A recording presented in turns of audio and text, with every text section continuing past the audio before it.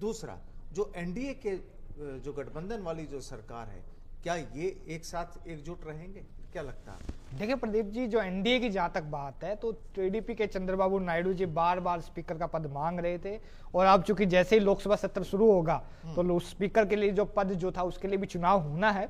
तो इसमें अभी देखने वाली बात होगी कि भाजपा के टुकड़े फिर से होते हुए नजर आएंगे, गठबंधन टूटता नजर आएगा, क्या होगा, बड़ा इंटरेस्टिंग होगा। क्योंकि टीडीपी के जिस तरीके से टीडीपी के साथ भारतीय जनता पार्टी ने व्यवहार किया था, वो टीडीपी के नेता और टीडीपी के प्रमुख भूले नहीं होंगे। तो वो अभी भारतीय जनता पार्टी और एनडीए की जो टूट जो है वो बड़ी नजर आ सकती है। दूसरी बात, जहां तक इंडिया गठबंधन की बात है, इस बार इंडिया गठबंधन पूरी तरह से उत्साहित है। जिस तरीके से जनता ने प्यार और आशीर्वाद दिया, और इंडिया गठबंधन पूरी मजबूती से जनता के उस आशीर्वाद का कर चुका है। नीट के मुद्दे पर आपने देखा होगा कि चाहे कांग्रेस हो, चाहे समाजवादी पार्टी हो, चाहे आम आदमी पार्टी हो, सभी पूरी ताकत और पूरी मजबूती से छात्रों की आवाज उठा रहे हैं।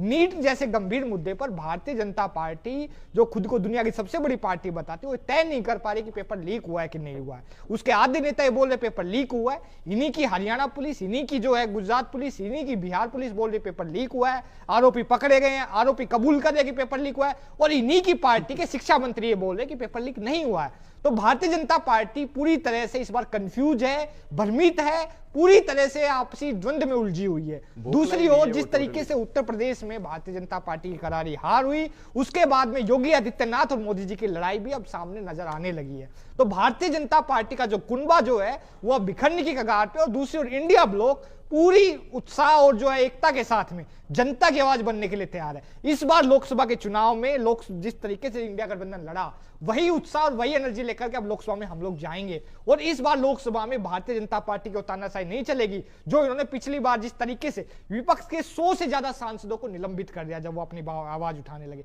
अभी हमारे साथी कह रहे थे कि वो उन्होंने आवाज नहीं उठाई विपक्ष ने लोकसभा में।